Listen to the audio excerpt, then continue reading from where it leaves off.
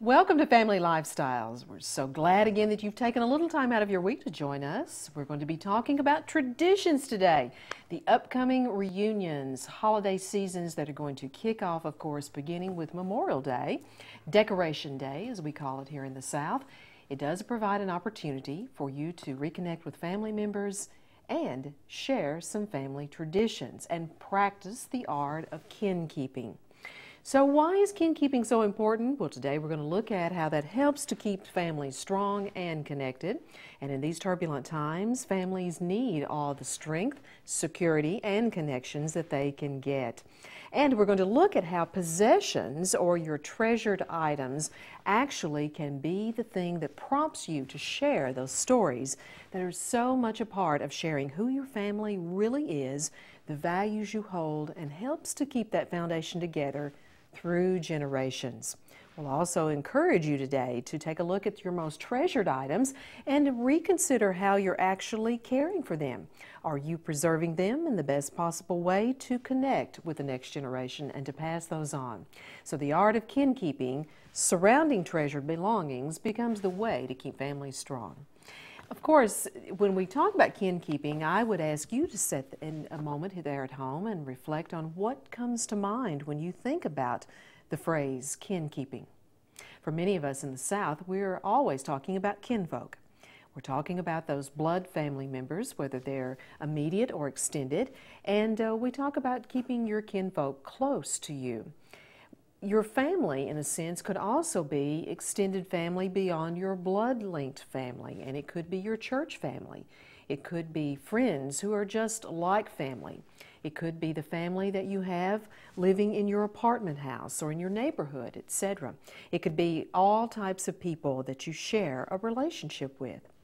Keeping those relationships strong often begin with sharing stories. We all have a story to tell. We all have that special thing about events and memories that we hold that become important to make ties that actually continue to bind us together. And so we're encouraging you today to take the upcoming holidays, such as Memorial Day, where you'll be getting together with people very often to decorate graves, to put flowers on graves of past loved ones, and to take a little time to talk to each other, to reconnect with stories, to share some happy memories that you had together, or to even consider at your family reunions or get-together creating a display of different items, things that mean something to you, things that have that special story, and taking the opportunity to maybe share those with people that may have no idea what stories that they have. Sharing those possessions as a way to begin doing that. Family traditions have a far-reaching effect, and psychologically, research has actually shown us that children that grow up with a strong connection to family have a strong sense of self-worth. If that's a positive thing, if families share and connect with each other and continue to do that, you know, that families that have a sense of gratitude on who they are and where they come from places an emphasis very often on rituals and traditions and those bonds that become so very strong. So sharing the stories is often a challenge, though, especially if you're a family that lives in the fast lane.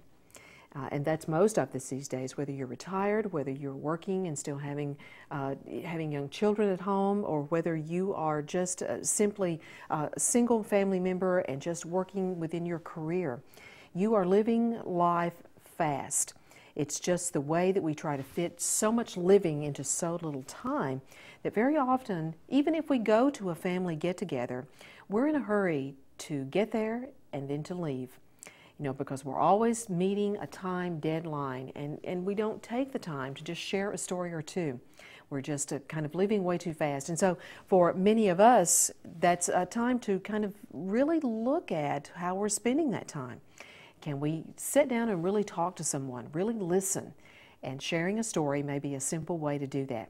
And maybe this is the time that you take an object that will bring a memory back, or that you take time to get together with your children. We've just gone through Mother's Day. Father's Day will be coming up. Maybe this is the time that you take time to share something related to a father or a grandfather or an uncle or another family member.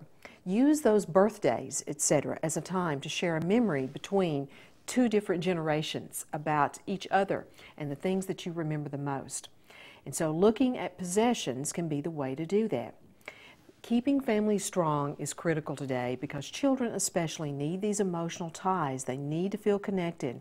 And very often families that live a great distance away, beyond 2 to 3 hours in a sense, that have to take an 8-hour drive to get somewhere, they need to feel connected.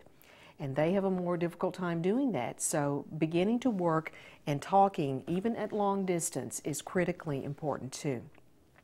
We're going to be looking in just a moment at different types of possessions and different types of treasured belongings, because things that you begin to pass down from one generation to another with their story often become the visible things that prompt the tie. And things can come in various fashions. They can be worth a great deal of money, or they can be absolutely worthless in terms of their value and only have sentimental value to you and family members. They can come in different categories, and we'll look at those in a moment. We'll take a look in the next segment and look at different ideas of things that you collect. I brought a few today to stimulate your own thoughts. And then the idea is, where are you keeping these things? You know, are these photos displayed in an area where they, again, will not get damaged from sunlight, from moisture, from incredible fluctuations in temperature that we have right now? Are your things stored or just packed away in boxes with lots of junk?